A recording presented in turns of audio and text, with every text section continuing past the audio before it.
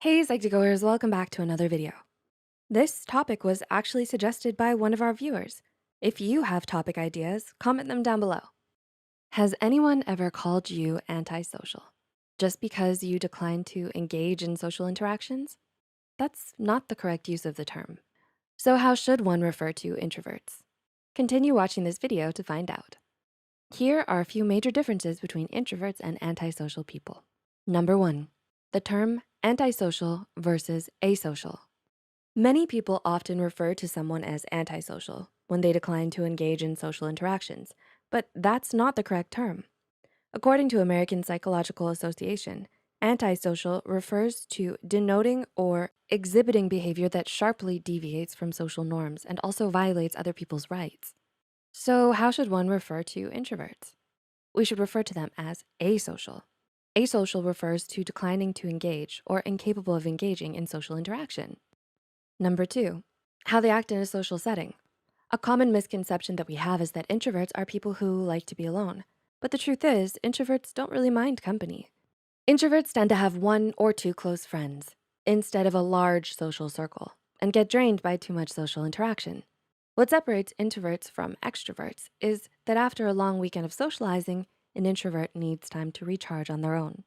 An antisocial person may attend a party too and can be witty, charming, and fun to be around.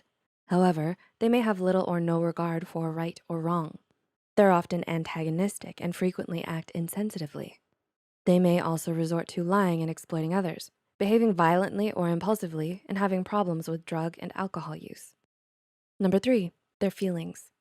A study conducted by the University of North Carolina showed that introverts are more likely to be diagnosed with depression. Why introverts don't report higher levels of happiness is unclear, but it could have a lot to do with how introverts evaluate happiness. Introverts value higher quality friendships and better emotional stability. It can be tough to maintain such a high degree of satisfaction all the time. Individuals with antisocial personality disorder experience negative feelings more often than positive feelings. Recent studies have found that individuals with ASPD are able to feel anger and rage, but are unable to experience fear and dissatisfaction. Number four, introverts and antisocial people have very different personality traits. Introverts need quiet to concentrate. They're reflective and self-aware. They take time making decisions and feel comfortable being alone. They prefer writing over talking and daydream or use their imaginations to work out a problem and retreat into their own mind to rest. Those with antisocial personality disorder may begin to show symptoms in childhood, but the condition can't be diagnosed until adolescence or adulthood. According to the Cleveland Clinic, antisocial people may be physically aggressive, behave recklessly, blame others for their problems, manipulate or deceive others, destroy property, and show little to no remorse for hurtful actions. Number five, causes. Everyone's personality comprises a unique combination of behaviors that programs how people see, comprehend, and relate to the world around them.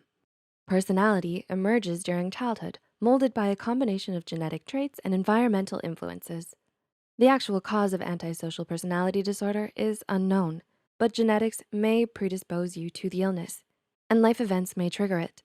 It's also believed that during brain development, changes in the functioning of the brain may have occurred. Scientists are unsure whether introversion or extroversion has an exact cause.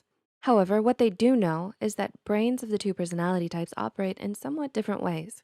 Introverts have more blood flow to the frontal lobe than extroverts. This area of the brain aids with memory, problem solving, and planning. And number six, relationships. Introverts are perfectly capable of having healthy, meaningful relationships with others. Introverts tend to have close relationships with a small group of people. The individuals they care about get to know them well and form genuine connections with them. Even though they only have a few friends, it doesn't mean that they're socially inept in any way. It's simply a matter of personal preference. In those with ASPD, the condition can be harmful to the affected person as well as anyone who comes in contact with them. Risk-taking behaviors, harmful activities, and criminal acts are more common in people with antisocial personality disorder.